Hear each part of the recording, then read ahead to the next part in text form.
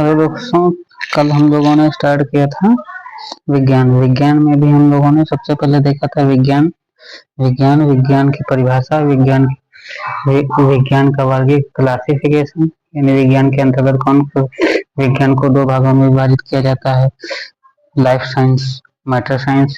Matter science के अंतर्गत कौन कौन से आते हैं, लाइफ साइंस के अंतर्गत कौन कौन से विज्ञान आते हैं।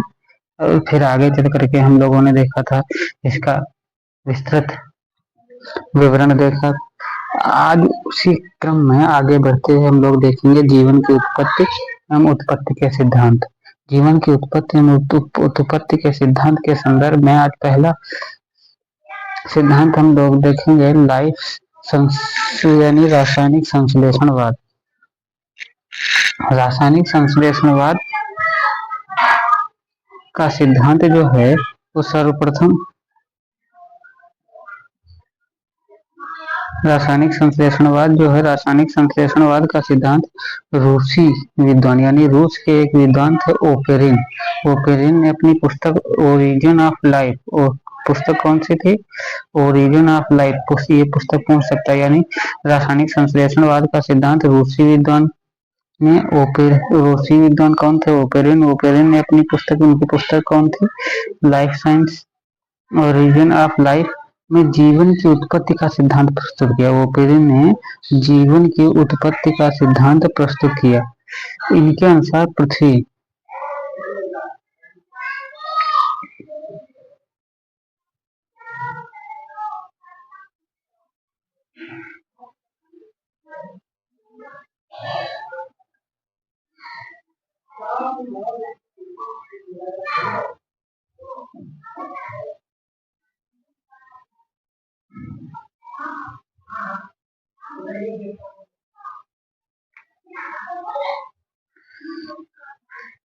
यानी रूसी विद्वान ओपेरिन ने अपनी पुस्तक ओरिजिन ऑफ लाइफ में जीवन की उत्पत्ति का सिद्धांत प्रस्तुत किया। इनके अनुसार पृथ्वी की उत्पत्ति के समय बहुत अधिक ताप होने के कारण, ये क्या कहते हैं कि जब पृथ्वी की उत्पत्ति हुई थी, उत्पत्ति के समय अधिक तापमान के कारण यहाँ पर उपस्थित हाइड्रोजन कार्बन, नाइट्रोजन और ऑक्सीजन जैसे पदार्थ मुक्त रूप में प्लाज्मा अवस्था में मौजूद थे। यानी ये कहना चाह रहे हैं कि जीवन के उत्पत्ति के समय, यानी पृथ्वी की उत्पत्ति के समय बहुत अधिक ताप के कारण यहाँ पर उपस्थित हाइड्रोजन, कार्बन, नाइट्रोजन और ऑक्सीजन जैसे पदार्थ जो थे वो मुक्त रूप से प्लाज्मा अवस्था में मौजूद थे। धीरे धीरे इनके ठंडा होने तथा इन पदार्थों में ऊर्जा के रासायनिक क्रियाओं के फलस्वरूप, यानी धीरे धीरे आगे चलकर ये ठंडा हुए, जब ठंडा हुए तो इन पदार्थों यानी ऊर्जा के रासायनिक क्रियाओं, ये पदार्थ एवं ऊर्जा आपस में रासायनिक क्रियाओं के फलस्वरूप मीथेन, अमोनिया और जलवाष्प इत्यादि गैसों का निर्माण हुआ। यानी रासायनिक क्रियाओं के फलस्वरूप मीथेन, अमोनिया और जलवाष्प इत्यादि गैसों का निर्माण हुआ।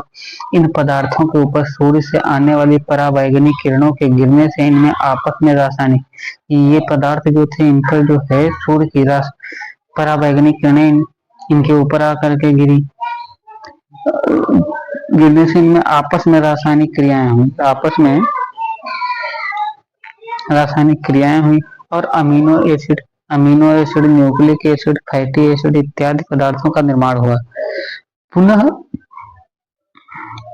इनके ऊपर, इसके पश्चात क्या हुआ, पुनः इनके ऊपर पराबैंगनी किरणों के गिरने से और रासायनिक क्रियाओं के फलस्वरूप प्रोटीन, डीएनए, आरएनए, वसा, शर्करा इत्यादि पदार्थों का निर्माण हुआ। ये सभी पदार्थ जल में मिले हुए एक सूप की अवस्था में मौजूद थे, जिसे कार्बनिक सूप का अथवा ऑर्गेनिक सूप कहा गया।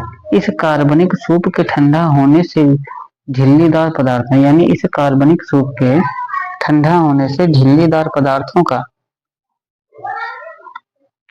निर्माण हुआ, जिसे कोइसर बेड्स, झिल्लीदार पदार्थों का निर्माण हुआ जिन्हें कोइसरबेट्स कहा गया और इन्हीं कोइसरबेट्स से लगभग 3.5 अरब वर्ष पूर्व, यानी इन्हीं कोइसरबेट्स से लगभग 3.5 अरब पूर्व वर्ष पूर्व प्रारंभिक कोशिकाओं का जन्म हुआ। यानी प्रारंभिक कोशिकाओं का जन्म कब हुआ?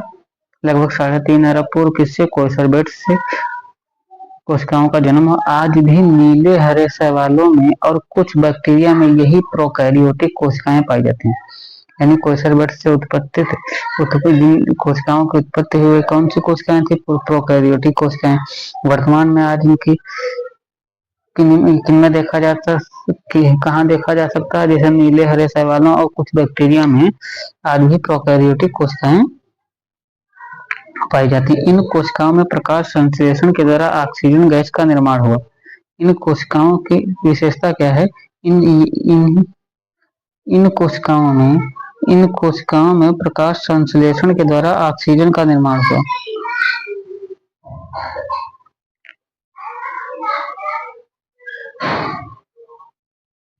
इन कोशिकाओं में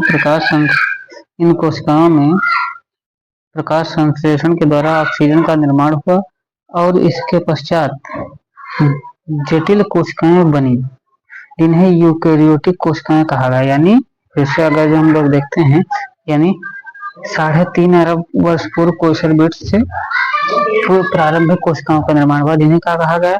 प्रोकैरियोटिक कोशिकाएं। इनके साक्ष्य अभी भी कहाँ पे देखे जा सकते हैं? जैसे कुछ बैक्टीरियाओं में है, नीले हरे शैवालों में है, ये प्रोकैरियोटिक कोशिकाएं देखी जा सकती हैं, पाई जाती हैं। इन कोशिकाओं में प्रकाश संश्लेषण, इन्हीं कोशिकाओं यानी प्रोकैरियोटिक कोशिकाओं में प्रकाश संश्लेषण के द्वारा ऑक्सीजन गैस का निर्माण हुआ। यानी प्रोकैरियोटिक कोशिकाओं में प्रकाश संश्लेषण के द्वारा ऑक्सीजन गैस का निर्माण हुआ और उसके पश्चात जटिल कोशिका यानी प्रकाश संश्लेषण के द्वारा प्रोकैरियोटिक कोशिकाओं में ऑक्सीजन गैस का निर्माण हुआ। उसके पश्चात जटिल कोशिकाएं बनी जिन्हें यूकैरियोटिक कोशिकाएं कहा गया। ओपेरिन ने इस सिद्धांत को रासायनिक संश्लेषणवाद या प्रकृतिवाद ओपेरिन ने इस सिद्धांत को रासायनिक संश्लेषणवाद का सिद्धांत कहा।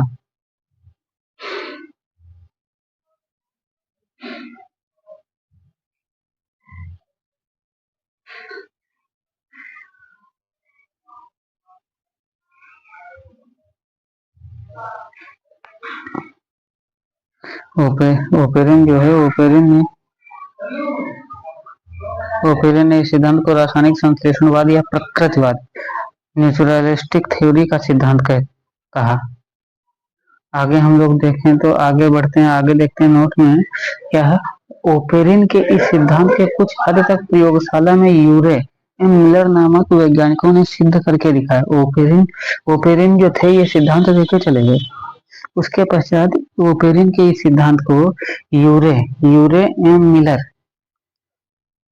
रासायनिक संश्लेषणवाद का सिद्धांत दिया। किसने? ओपेरिन ने। इस ओपेरिन सिद्धांत को लैब में कुछ हद तक सिद्ध किसने किया? यूरे और मिलर ने, वैज्ञानिकों ने सिद्ध करके दिखाया। इसीलिए इस सिद्धांत को सर्वाधिक मान्यता प्राप्त है। आगे हम लोग पढ़ते हैं प्लाज्मा हम लोग देखे थे प्लाज्मा क्या है। अब देखते हैं प्लाज्मा होता क्या। प्लाज्मा जो है, प्लाज्मा पदार्थ की चौथी अवस्था है। यानी पदार्थ की चौथी अवस्था है। यानी फिर प्रथम द्वितीय तृतीय कौन सी हो जाए? अगर जो देखा जाए पदार्थ होता क्या है? पदार्थ मुख्यतः हम लोग 3 भागों में पढ़ते हैं। पदार्थ यानी ठोस से द्रव से गैस और गैस से आगे हम लोग बढ़ते हैं तो क्या होता है? प्लाज्मा। ये पदार्थ की 4 अवस्थाएं हैं, यानी ठोस, द्रव, गैस और प्लाज्मा। ये पदार्थ की मूलतः 4 अवस्थाएं हैं।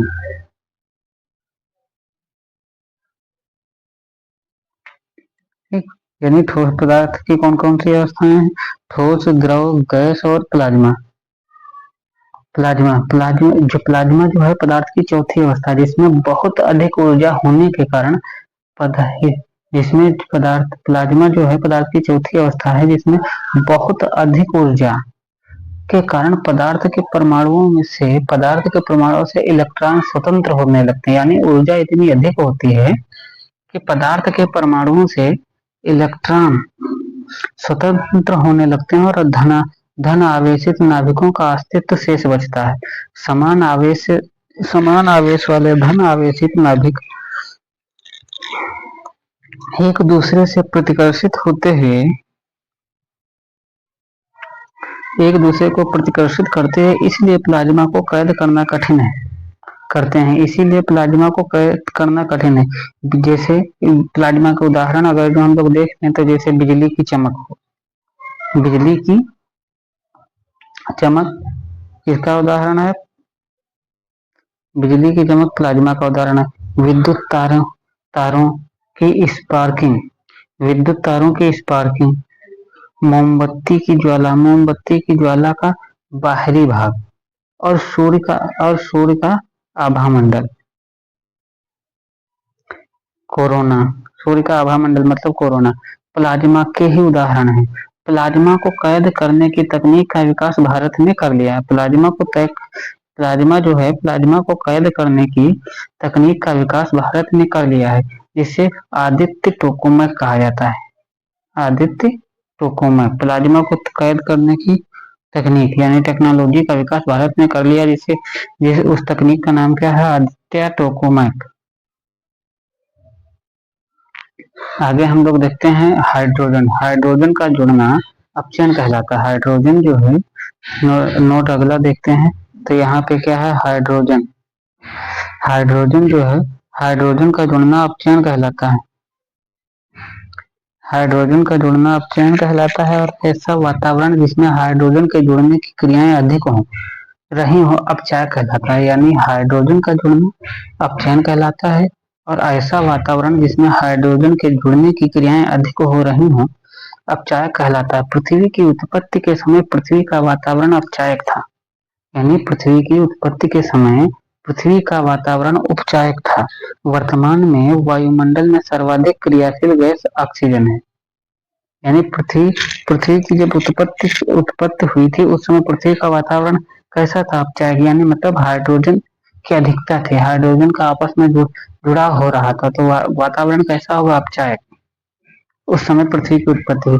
वहीं वर्तमान समय में अगर जो देखें तो वर्तमान समय में वायुमंडल में सर्वाधिक क्रियाशील गैस कौन सी है? सर्वाधिक क्रियाशील गैस ऑक्सीजन है। अब उत्पत्ति के समय कौन सी थी? हाइड्रोजन।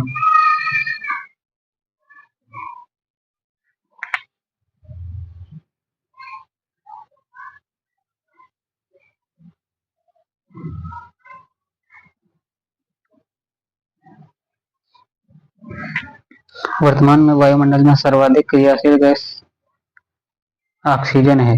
वे रासायनिक क्रियाएं ऑक्सीजन है वे रासायनिक क्रियाएं जिनमें ऑक्सीजन जुड़ती है वह रासायनिक क्रियाएं जिनमें ऑक्सीजन जुड़ती है ऑक्सीडेशन कहलाती है। ऑक्सीडेशन वे रासायनिक क्रियाएं जिनमें ऑक्सीजन जुड़ती है ऑक्सीडेशन कहलाती है और ऐसा वातावरण ऑक्सीकारक कहलाता है। ऐसा वातावरण कैसा कहलाता है? ऑक्सीकारक कहलाता है। पृथ्वी का वर्तमान वातावरण ऑक्सीकारक है। क्यों? क्योंकि सर्वाधिक क्रियाशील गैस कौन सी है? ऑक्सीजन है। तो क्या हुआ? रासायनिक क्रियाओं के माध्यम से ऑक्सीजन का जुड़ना ऑक्सीडेशन कहलाता है और ऐसा वातावरण ऑक्सीकारक कहलाता है। पृथ्वी का वर्तमान वातावरण ऑक्सीकारक है, इसीलिए आज पृथ्वी पर जीवन की उत्पत्ति संभव नहीं है, क्योंकि जीवन की उत्पत्ति के लिए वातावरण का उपचायक होना अत्यंत आवश्यक है। यानी वर्तमान समय में पृथ्वी पर जीवन की उत्पत्ति के लिए वातावरण का उत्पत्ति संभव नहीं है, क्योंकि जीवन की उत्पत्ति के लिए यानी न्यू जीवन की उत्पत्ति के लिए वातावरण का उपचायक होना अत्यंत आवश्यक है। यानी मूल गैस कौन सी होनी चाहिए? हाइड्रोजन होनी चाहिए उत्पत्ति के समय। यानी वातावरण कैसा हो? अपचायक हो, ऑक्सीकारक नहीं।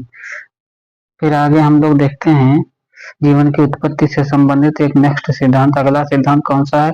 उद्विकास या जैव विकास का सिद्धांत। उद्विकास या जैव विकास का सिद्धांत। उद्विकास या जैव विकास का सिद्धांत जो है कहता क्या है? सरल जीवों से जटिल जीवों के निर्माण की सतत एवं धीरे धीरे चलने वाली प्रक्रिया को विकास कहते हैं। यानी सरल जीवों से जटिल जीवों के निर्माण की, सरल जीवों से जटिल जीवों के निर्माण की सतत एवं धीरे धीरे चलने वाली प्रक्रिया को उद्विकास कहते हैं। उद्विकास के 3 सिद्धांत हैं: लैमार्कवाद, डार्विनवाद, उत्परिवर्तनवाद। उद्विकास के कितने सिद्धांत हैं? 3। लैमार्कवाद, डार्विनवाद, उत्परिवर्तनवाद। सबसे पहले हम लोग देखेंगे कौन सा? लैमार्कवाद। लैमार्कवाद लैमार्कवाद का सिद्धांत फ्रांस के विद्वान लैमार्क ने अपनी पुस्तक फिलोसफिक जियोलॉजी में जिराफ के उदाहरण के द्वारा उद्विकास के सिद्धांत को प्रस्तुत किया।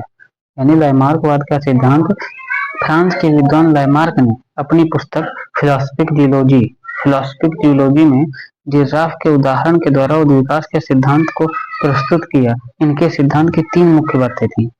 नंबर वन कौन था? वातावरण का सीधा प्रभाव पड़ता है, अंगों का प्रयोग एवं अनुप्रयोग, उपार्जित लक्षणों की वंशानुगत। ये 3 सिद्धांत थे, मुख्य बातें थी। लैमार्क सिद्धांत तो दे दिया लैमार्क ने। ये कहाँ थे? फ्रांस के। इन्हीं के नाम पे लैमार्कवाद का सिद्धांत पड़ा। लैमार्क के सिद्धांत की बीजमैन नामक वैज्ञानिक ने चूहों के उदाहरण द्वारा आलोचना की। यानी इनके लैमार्क के सिद्धांत की बीजमैन नामक वैज्ञानिक ने चूहों का एग्जाम्पल लेकर के चूहों के उदाहरण द्वारा आलोचना की और बताया कि सोमैटिक सेल में होने वाले परिवर्तन पीढ़ी दर पीढ़ी आगे नहीं बढ़ता। यानी चूहों का एग्जाम्पल लेकर के आलोचना की और बताया कि सोमैटिक सेल में होने वाला परिवर्तन पीढ़ी दर पीढ़ी आगे नहीं बढ़ता। इसलिए पहलवान का बच्चा जरूरी नहीं कि पहलवान पैदा हो, परंतु जनन कोशिकाओं यानी सेक्स सेल में होने वाले परिवर्तन पीढ़ी दर पीढ़ी आगे बढ़ते हैं। इसे जनन द्रव्य की निरंतरता, कॉन्टिन्यूटी या फिर जर्मोप्लाज्म, इसे जनन द्रव्य की निरंतरता या नव लैमार्कवाद कहते हैं। यानी आलोचना में क्या कहा कि चूहों का उदाहरण लेकर के समझाया कि सोमैटिक सेल में होने वाला परिवर्तन पीढ़ी दर पीढ़ी आगे नहीं बढ़ता है। इसीलिए पहलवान का बच्चा जरूरी नहीं कि पहलवान पैदा होगा, परंतु जनन कोशिकाओं सेक्स सेल में होने वाला परिवर्तन पीढ़ी दर पीढ़ी आगे बढ़ता है, जिसे जनन द्रव्य की निरंतरता या नव लैमार्कवाद कहते हैं। जनन द्रव्य की निरंतरता या नव लैमार्कवाद का सिद्धांत कहते हैं। आगे सोमैटिक सेल या दैहिक सेल। अब हम लोग देखते हैं सोमैटिक सेल और दैहिक सेल होता क्या। सोमैटिक सेल जो होती है, सोमैटिक सेल शरीर के सामान्य कोशिकाएं। सोमैटिक सेल शरीर की सामान्य कोशिकाएं जिनमें गुणसूत्र जोड़े के रूप में। सोमैटिक सेल जो है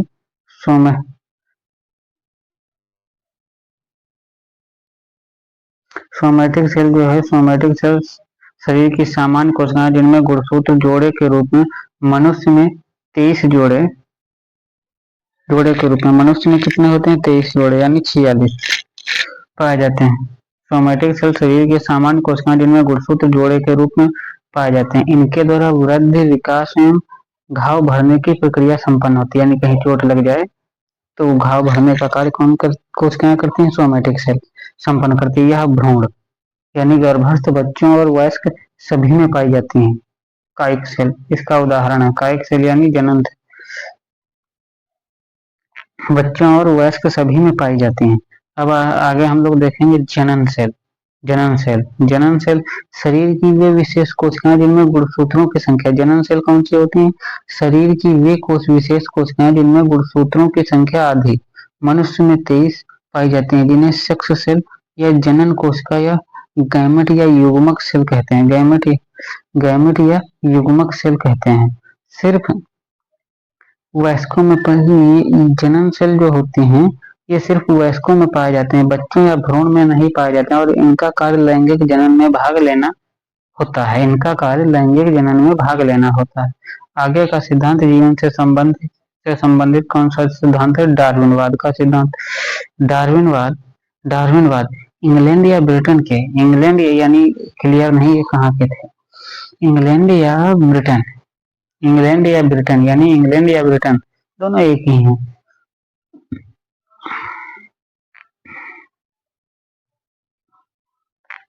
इंग्लैंड या ब्रिटेन के विद्वान डार्विन ने अपनी पुस्तक origin of species by natural selection, इनकी पुस्तक का नाम क्या था? Origin of species by natural selection, प्राकृतिक चयन द्वारा जातियों की उत्पत्ति में गैलापागोस द्वीप समूह पर पाई जाने वाली डार्विन की फिंची नामक चिड़ियाओं के उदाहरण द्वारा उद्विकास का सिद्धांत प्रस्तुत किया, जिसे प्राकृतिक चयन का सिद्धांत भी कहते हैं। इनके सिद्धांत की 5 मुख्य बातें हैं। इनके सिद्धांत की, डार्विनवाद के सिद्धांत की कौन सी, किसका उदाहरण लिया? डार्विन की फिंची ये कहाँ पाई जाती है? गैलापागोस द्वीप। गैलापागोस द्वीप कहाँ पर पाया जाता है? साउथ अमेरिका के पश्चिमी तट के समीप में, पास में पाया जाता है, पश्चिमी तट के पास में यानी प्रशांत महासागर में इसकी उपस्थिति गैलापागोस द्वीप की देखी जा सकती है। नामक चिड़ियाओं यानी जहां डार्विन की फिंची नामक चिड़ियाओं के उदाहरण द्वारा उद्विकास का सिद्धांत प्रस्तुत किया, जिसे प्राकृतिक चयन का सिद्धांत भी कहते हैं। इस सिद्धांत की 5 मुख्य बातें हैं। नंबर 1 संतानोत्पत्ति। नंबर 1 संतानोत्पत्ति की प्रचुर क्षमता।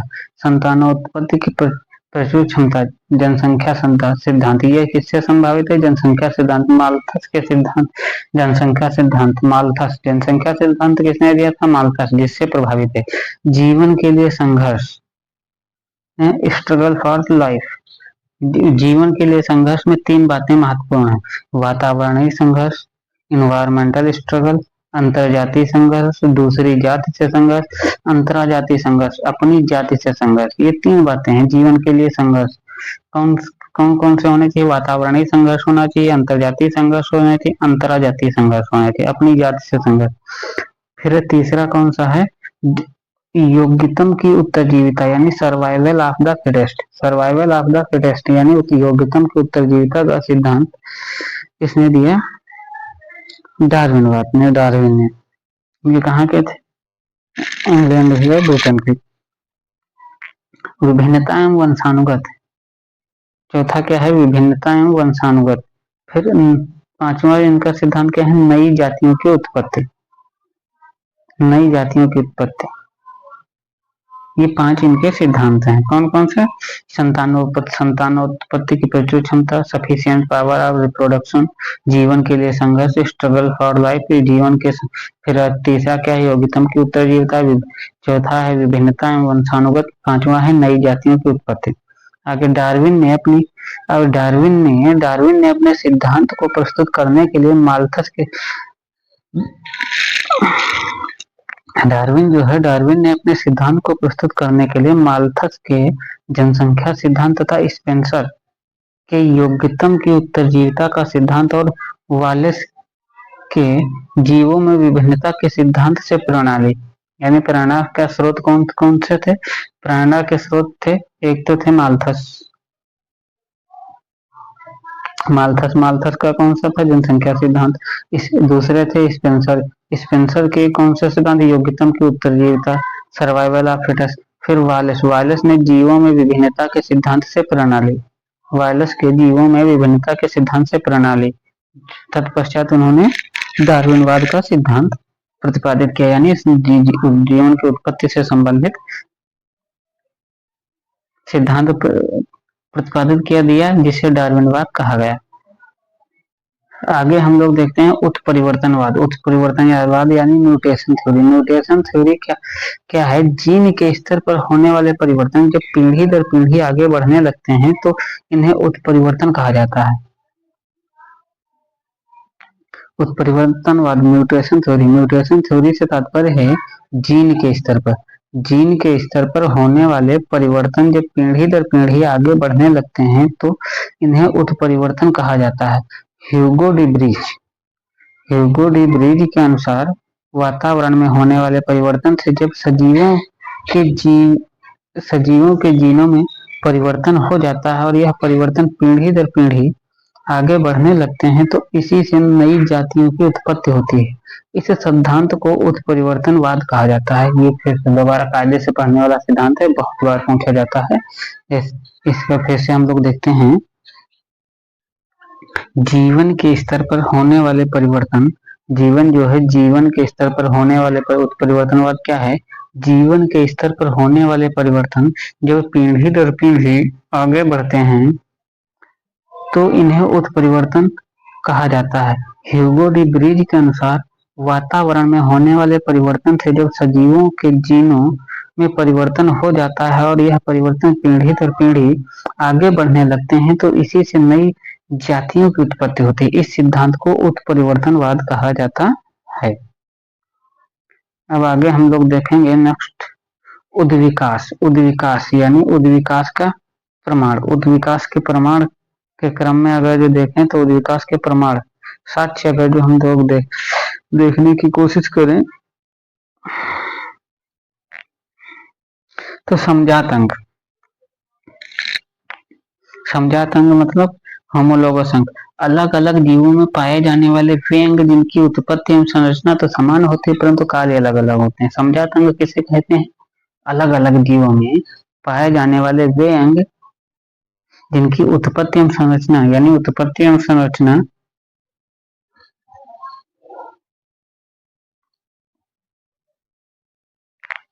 अलग अलग जीवों में पाए जाने वाले वे अंग जिनकी उत्पत्ति एवं संरचना तो समान होती है परंतु कार्य अलग अलग होते हैं समजात अंग कहलाते हैं। समजात अंग कहलाते हैं। उत्पत्ति और संरचना स्ट्रक्चर उत्पत्ति भी समान है, संरचना भी स्ट्रक्चर भी समान है, संरचना भी समान है परंतु कार्य अलग अलग है तो ये क्या होंगे? समजात अंग कहलाते हैं। जैसे मनुष्य के हाथ घोड़े के अगले पैर और चमगादड़ के पंख। मनुष्य के हाथ घोड़े के अगले पैर और चमगादड़ के पंख ये क्या है? समजात अंग के उदाहरण हैं। इसी प्रकार हम लोग देखते हैं समवृत्ति अंग यानी लोगस ऑर्गन। समवृत्ति अंग जो होते हैं ये अलग अलग जीवों में पाए जाने वाले वे अंग हैं जिनके कार्य तो समान है। इनमें क्या होता है यानी समजात अंग में कार्य भिन्न है लेकिन उत्पत्ति एवं संरचना समान है। असमवृत्ति अंग में क्या होता है? कार्य तो समान है होते हैं परंतु इनकी उत्पत्ति एवं संरचना अलग अलग होती है। जैसे तितली के पंख पक्षियों के पंख और चमगादड़ के पंख यानी उत्पत्ति संरचना अलग अलग है लेकिन कार्य समान है। ये कहलाते हैं समवृत्ति अंग। साधारण भाषा में सबसे सिंपल बात याद रखने के लिए यानी समजात अंग वे अंग हैं जिनकी उत्पत्ति एवं संरचना समान हो लेकिन कार्य भिन्न हो, कार्य अलग अलग हो, वो समजात अंग कहलाएंगे। वही समवृत्ति अंग इसका एकदम उल्टा हो जाएगा। इनकी उत्पत्ति एवं संरचना तो अलग अलग है लेकिन कार्य समान है, वो समवृत्ति अंग कहलाएंगे। फिर आगे हम लोग देखते हैं इसी क्रम में बढ़ते हैं आगे अवशेषी अंग। अवशेषी अंग में हम लोग देखते हैं वेस्टिबल ऑर्गन। अवशेषी अंग सजीवों में पाए जाने वाले वे अंग जिनकी पूर्वजों में बहुत अधिक उपयोगिता होती थी। सजीवों में पाए जाने वाले वे अंग जिनकी पूर्वजों में बहुत अधिक उपयोगिता होती थी और विकसित रूप में पाए जाते थे परंतु वर्तमान पीढ़ी में इनकी उपयोगिता समाप्त हो चुकी है। हो जाने के कारण अंग या तो लुप्त हो गए हैं अथवा अविकसित रूप में पाए जाते हैं। अवशेषी अंग कहलाते हैं। जैसे मानव में अपेंडिक्स यानी छोटी आंत और बड़ी आंत के जोड़े पर मानव में अपेंडिक्स कहाँ होती थी? छोटी आंत और बड़ी आंत के जोड़ पर होती थी। निमेषक पटल, आंख के अंदर लाल झिल्ली, पुच्छ कशेरुक रीढ़ की अंतिम हड्डी, पुच्छ कशेरुक रीढ़ की अंतिम हड्डी, अक्ल की दाढ़, विजडम टीथ, ये सब क्या है? अवशेषी अंग। इसी प्रकार कभी कभी किसी में अचानक पूर्वजों के गुण पैदा हो जाते हैं। कभी कभी किसी में अचानक पूर्वजों के गुण पैदा हो जाते हैं, जैसे शरीर पर घने बाल उगाना, छोटी अस्थायी पूंछ का उगाना, कान हिलाने की क्षमता का विकास होना। इस गुण को पूर्वजता कहा जाता है, अटविज्म। कभी कभी क्या होता है, किसी में अचानक पूर्वजों के गुण पैदा हो जाते हैं, जिसे क्या कहा जाता है? पूर्वजता का गुण, पूर्वजता अटविज्म कहा जाता है। संयोजक कणियां क्या कौन कौन सी हैं? संयोजक कणियों में हम लोग देखते हैं सबसे पहले वायरस यानी विषाणु। इसे निर्जीव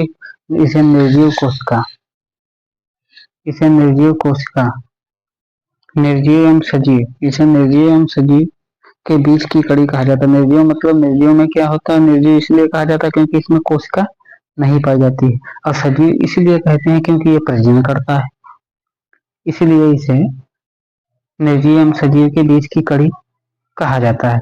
युगलीना, फिर आगे हम लोग देखते हैं युगलीना। इसे पादप एवं जंतु के बीच की कड़ी, इसे पादप एवं जंतु के बीच की कड़ी कहा जाता है। इसे पादप क्यों कहा जाता है? क्योंकि ये पादप इसलिए कहा जाता है क्योंकि ये प्रकाश संश्लेषण करता है, एवं जंतु इसलिए कहा जाता है क्योंकि कोशिका भित्ति जंतु इसलिए कहा जाता है क्योंकि इसमें कोशिका भित्ति नहीं पाई जाती है, इसलिए इसे युगलीना को पादप एवं जंतु के बीच की कड़ी माना जाता है। आर्कियोप्टेरिक्स जीवाश्म पक्षी, आर्कियोप्टेरिक्स यानी जीवाश्म पक्षी, फॉसिल वर्ड। इसे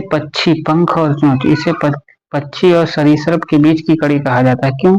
क्योंकि इसमें पंख और चोंच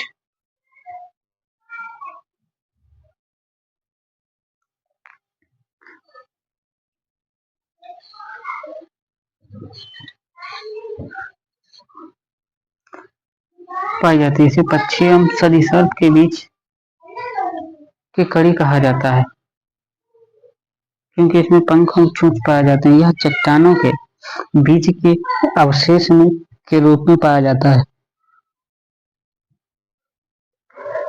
इसे पक्षी एवं सरीसृप के बीच की कड़ी कहा जाता है। यह चट्टानों के बीच में अवशेष के रूप में पाया जाता है, इसीलिए इसे जीवाश्म कहते हैं। जीवाश्म का अध्ययन करने वाला विज्ञान प्लेसेंटोलॉजी यानी पेलियंटोलॉजी कहा जाता है। जीवाश्मों का अध्ययन करने वाला विज्ञान पेलियंटोलॉजी कहा जाता है। लियोनार्डो दी विंची या विंची जीवाश्म विज्ञान का पिता। लियोनार्डो दी विंची को जीवाश्म विज्ञान का पिता कहा जाता है। फिर क्या आगे हम लोग देखते हैं?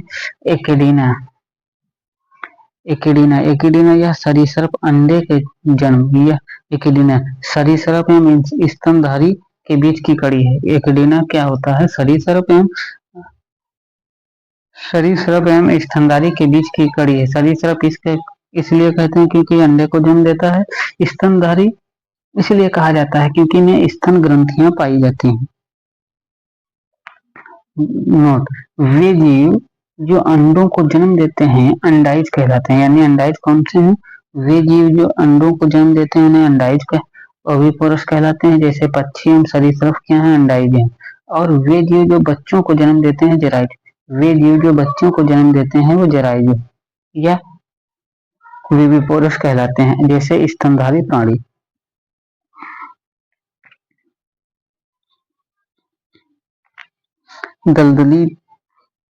दलदली क्षेत्रों में उगने वाली वनस्पतियों में सामान्यतः वृक्ष में लगे हुए फलों से, यानी दलदली क्षेत्रों में उगने वाली वनस्पतियों में सामान्यतः वृक्ष में लगे हुए फलों से बीजों का अंकुरण होने लगता है। इसे जरायुज अंकुरण कहते हैं। जरायुज अंकुरण क्या होता है? दलदली क्षेत्रों में उगने वाली वनस्पतियों से सामान्यतः क्या होता है? वृक्ष में लगे हुए फलों से बीजों का अंकुरण, वृक्ष में लगे हुए बीजों का अंकुरण होने लगता है, इसे जरायुज अंकुरण कहते हैं। और इस प्रकार के पौधों को जरायुज पौधे कहा जाता है, यानी वृक्ष पर लगे फलों में ही फल अंकुरित हो जाएं, उन्हें जरायुज अंकुरण कहते हैं। ऐसे पौधों को जरायुज पौधे कहा जाता है। ये विशेषता का है मैंग्रोव क्षेत्रों की। भ्रौणिकी के प्रमाण, आगे हम लोग देखते हैं आगे भ्रौणिकी के प्रमाण, एविडेंस ऑफ एम्ब्रायोलॉजी। गर्भस्थ शिशु को भ्रूण कहते हैं। गर्भस्थ शिशु को गर्भस्थ शिशु को भ्रूण कहते हैं। और भ्रूण का अध्ययन करने वाला विज्ञान भ्रौणिकी कहलाता है। भ्रौणिकी से यह पता चलता है कि प्रत्येक जीव अपने विकास क्रम में अपने पूर्वजों के उद्विकास क्रम को दर्शाता है। वैज्ञानिक शब्दावली में होने वाले परिवर्तन को ओंटोजेनी कहा जाता है। वैज्ञानिक शब्दावली में इस विकास में होने वाले परिवर्तन को ओंटोजेनी कहा जाता है।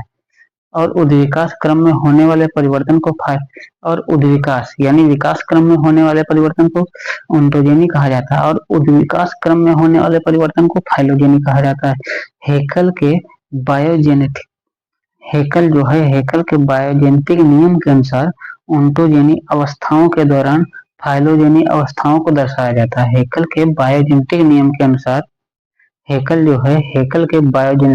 अनुसार ओंटोजेनी अवस्थाओं के दौरान फाइलोजेनी अवस्थाओं को दर्शाया जाता है।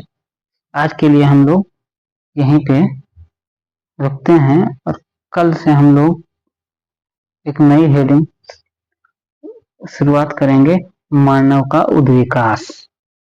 धन्यवाद। अच्छा लगे